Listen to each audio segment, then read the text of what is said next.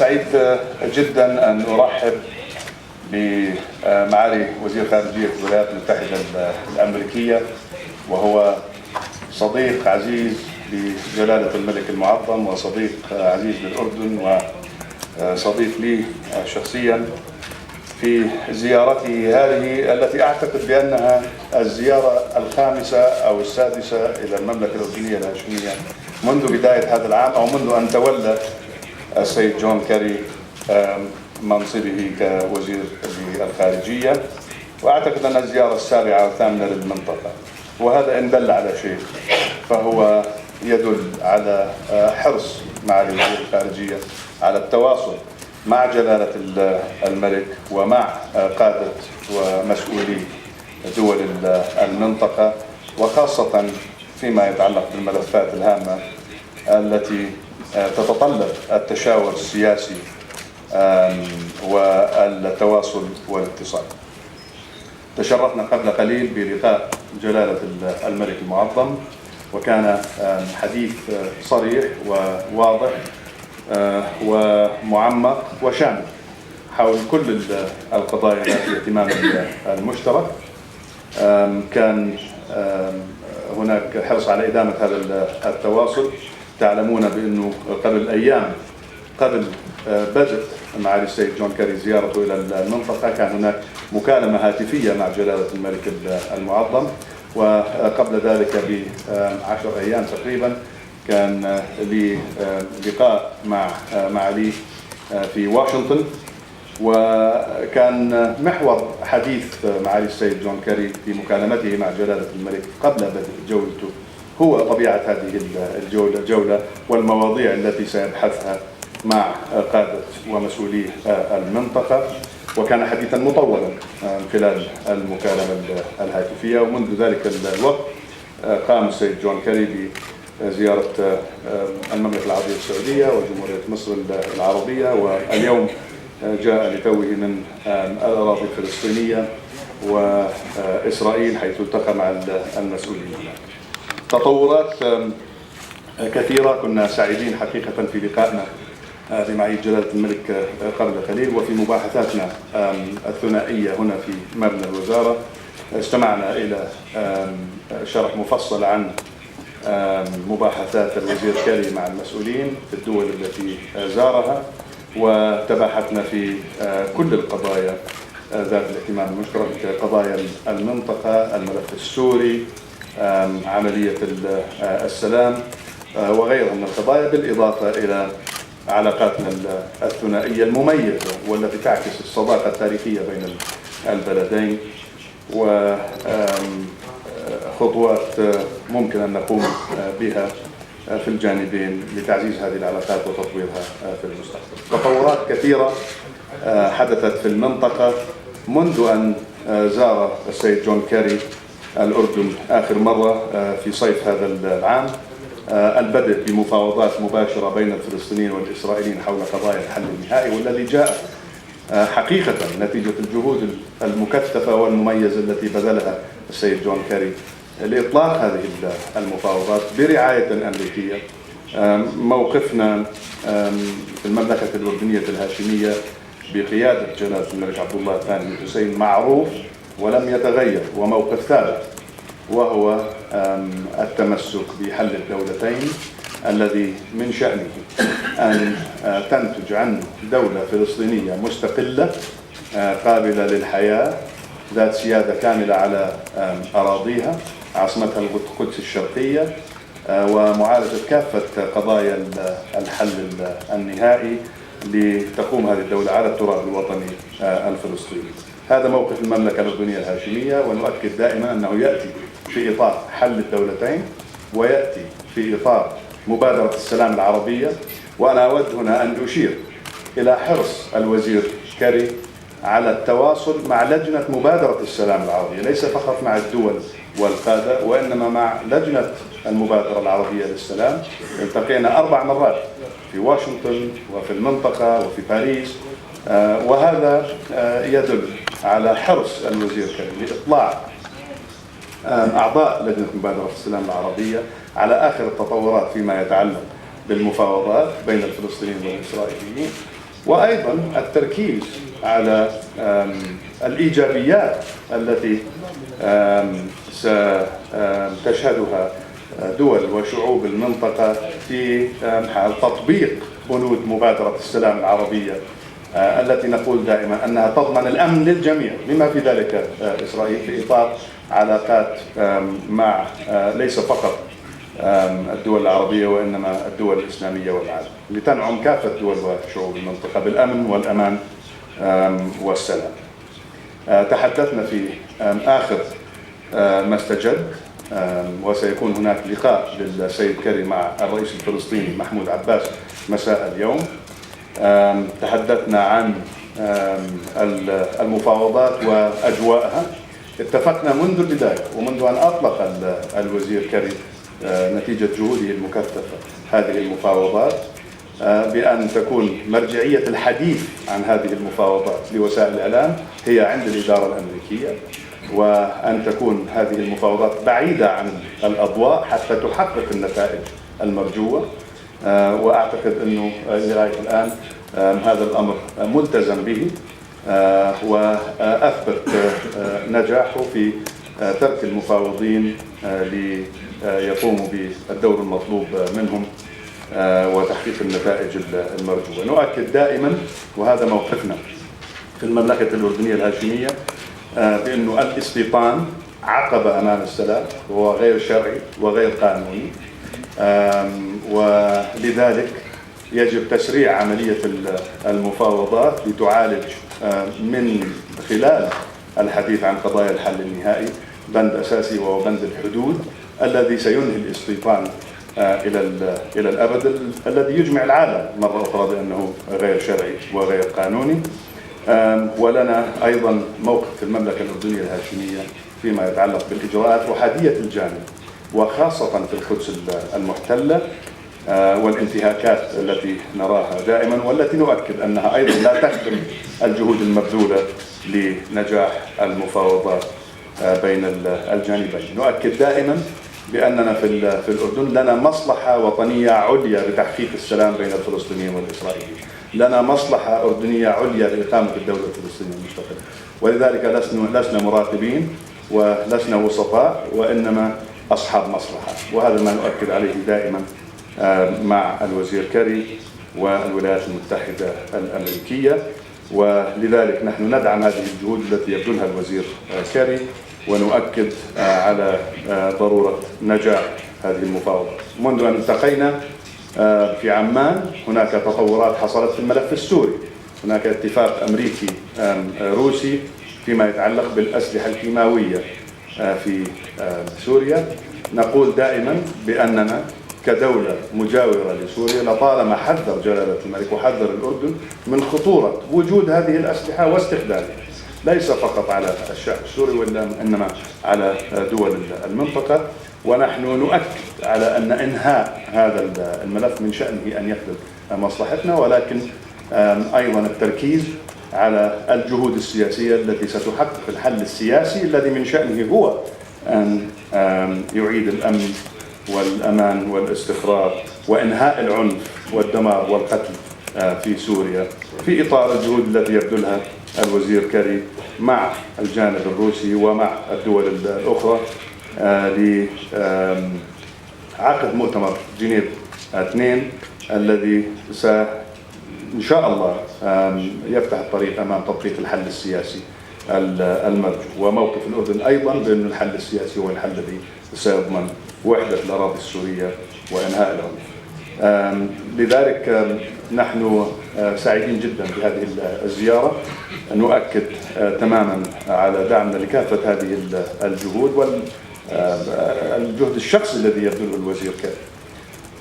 Mr. Secretary, I would like to say just a couple of words in English and thank you first of all for your visit and for your friendship, and to say that we had an extremely productive audience with His Majesty earlier on today, and I believe that your lengthy phone call with His Majesty before embarking on your current trip was extremely productive. We salute your efforts in terms of the peace negotiations between the Palestinians and the Israelis. We salute your commitment and your dedication.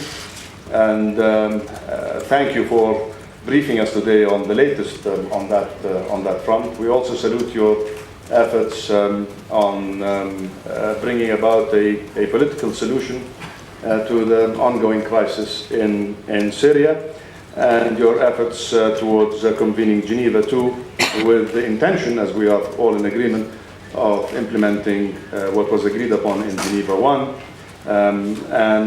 I believe that your visit at this time is extremely critical in that regard, and the efforts that are conducted by you and by your colleagues are ones that we support and encourage you to continue trying to bring the parties together at a conference that will herald a political solution that will end the violence and end the killing and end the danger that is ever present on our border. In this regard, we discussed today the presence of on Jordanian soil, as well as 700,000 others who were there from before the crisis, a total of 1.3 million Syrians, almost 21% of the population, and the burden that Jordan is shouldering on behalf of the international community.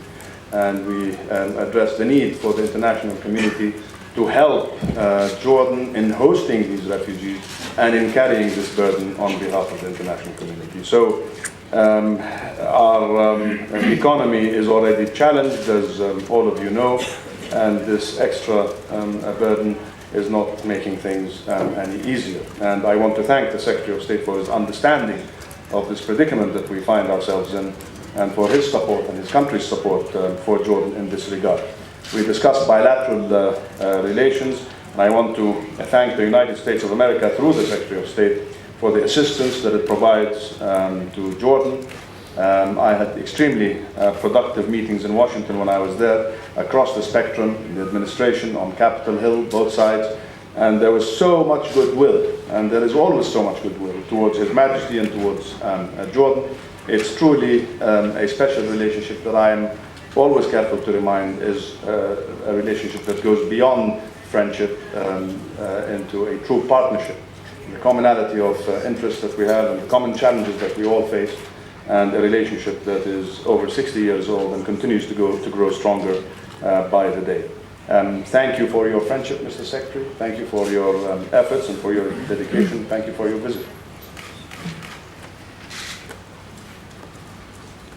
Well, Foreign Minister Judah, got it right this time.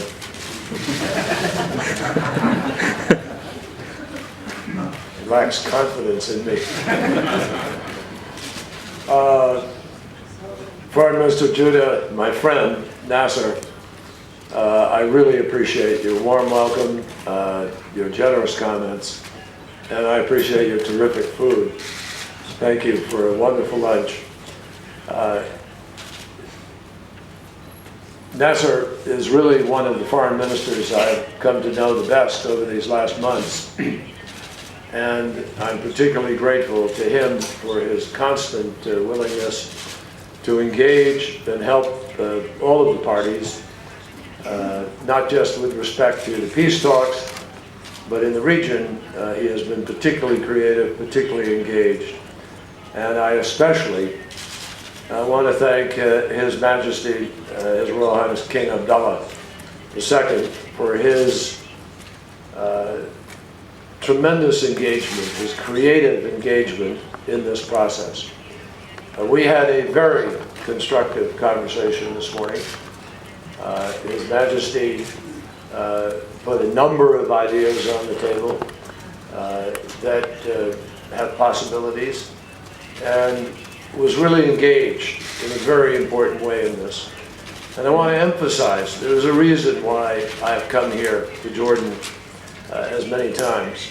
Jordan is not just a neighbor and not a passive bystander in this process. Jordan is integrally involved in and has high stakes in the outcome of the Palestinian-Israeli conflict and the questions of peace. Jordan has a long border with Israel in the West Bank, Palestinian territories. And Jordan has been a partner for peace with Israel, with the United States, and with all those people who are looking for stability and peace and an end of conflict in this region. Jordan is already engaged in a major security relationship with the parties. And whatever resolution there is with respect to the issue of peace between Israel and the Palestinians, Jordan will be a partner in that process. So it is important for the President of the United States, and through me to him, for the United States to be able to be engaged in this process with Jordan.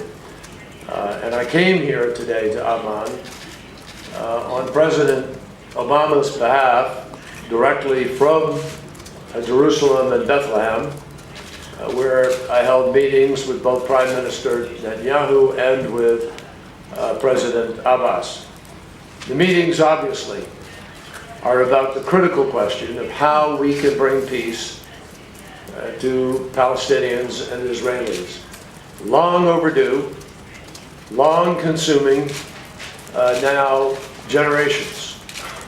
And I'm pleased to say that despite difficulties, and we all understand what they are, these discussions were productive, and they will continue even today. Tonight I will see President Abbas yet again, and tomorrow morning as I leave the region I will have breakfast with Prime Minister Netanyahu.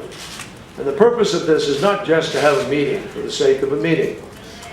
The purpose is to explore and discuss and examine the various possibilities of how we can resolve very complicated issues in ways that meet the needs of both parties, in ways that lead us to the kind of compromise that will be necessary in order to achieve peace. President Obama and the United States are deeply committed to this peace effort. And we are committed to a peaceful, prosperous future for the people of Israel and the people of Palestine. Now, both Prime Minister Netanyahu and President Abbas reaffirmed their commitment to these negotiations, despite the fact that at moments there are obviously tensions over one happening or another in one place or another, whether it's in Israel or in the territories.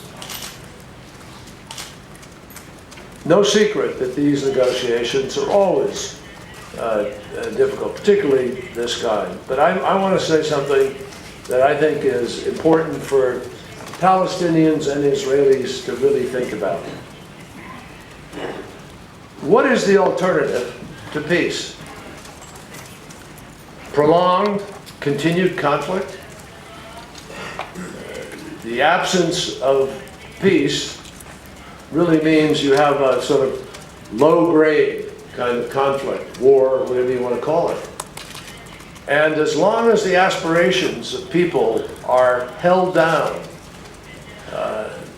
one way or the other, in one place or another, whether it's the aspirations of the people of Israel to be free from violence, free from rockets, free from the diversion of their lives to the energy of maintaining security, or whether it's the aspirations of young Palestinians who want to go to school, get an education, have a job, have a future. As long as there is this conflict, and if the conflict frustrates yet again, so that people cannot find a solution, the possibilities of violence, of other kinds of confrontation, of other alternatives become more real. This region has been there before, and this region consciously has made decisions and choices to try to move away from that in a different direction. So this is really important. It's important not just for the Palestinian territories, like for Israel, but it's important to people all through the region, which is why there is an Arab Peace Initiative. It's why the follow-on committee of the Arab League has been taking time to meet, I think 4 or 5 times now, It's why they have reaffirmed their commitment to peace. It's why they have said that if we can achieve peace, they are ready to make peace with Israel. The stakes here are huge.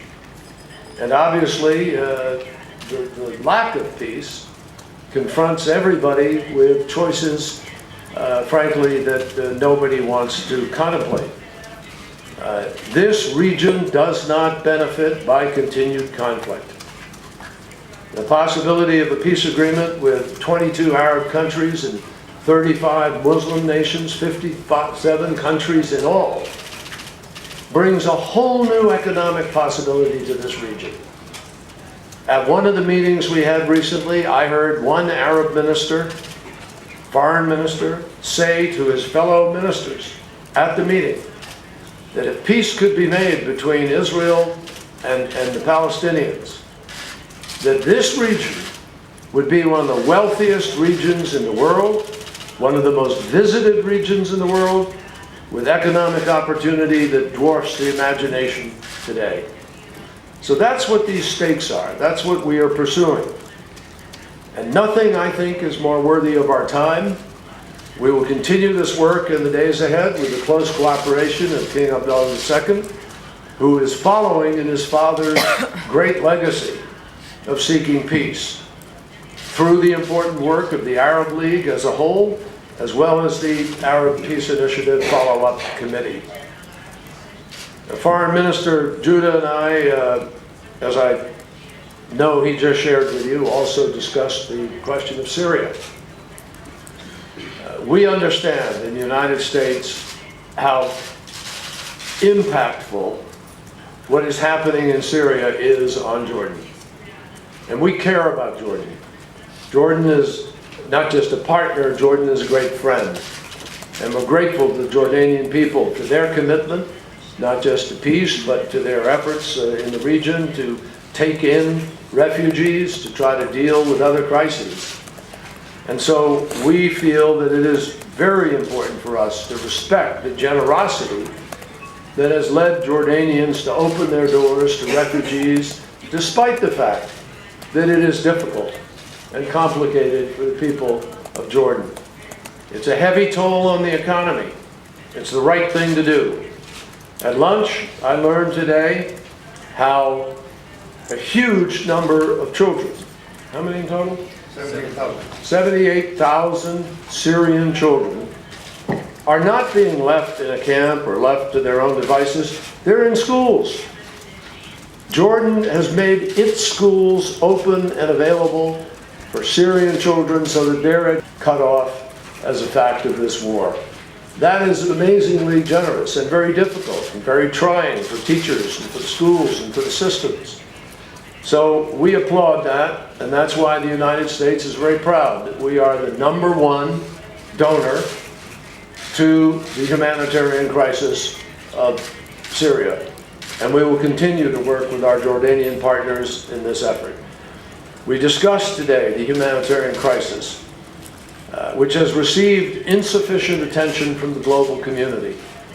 The world needs to be outraged at the unbelievable consequences of Assad's brutality, where families are forced from their homes, are displaced within their own nation, forced to eat stray dogs or cats, and struggle for survival on a day-to-day basis, while the regime blocks humanitarian aid and engages in starvation as a tactic of war. So we believe that even as winter approaches, it is more compelling for us to try to find a way to address this humanitarian challenge. And we cannot forget that this war in Syria has much bigger stakes than just Bashar al-Assad. It has to deal with the entire question of tens of thousands of families who've lost loved ones, lost their homes, and don't want to lose their great country to an endless conflict and killing. So the global community needs to step up. We will continue to work with our partner, Jordan, in order to try to get to Geneva II so we can have the negotiation that is really the only way to end this conflict. We discussed trying to get there as rapidly as possible, and both Jordan and the United States will continue to work together to do that. So, Mr. Foreign Minister, we also touched a little bit on Iran and Egypt, both issues of concern to all of us, and we pledged to continue to consult with our friends in Jordan with respect to those issues as we go forward. Finally, I'll just say that Nasser mentioned the work he's done on the Hill, and he was grateful for the relationship there. I think that His Majesty King Abdullah and Foreign Minister Judah have done as effective a job of reaching out and building friendships and relationships for their country and helping to give people a sense of the stakes in this region as any head of state or foreign minister that I've met. And I thank them for those efforts, and I particularly thank them on behalf of President Obama for their highly valued friendship and partnership. Thank you.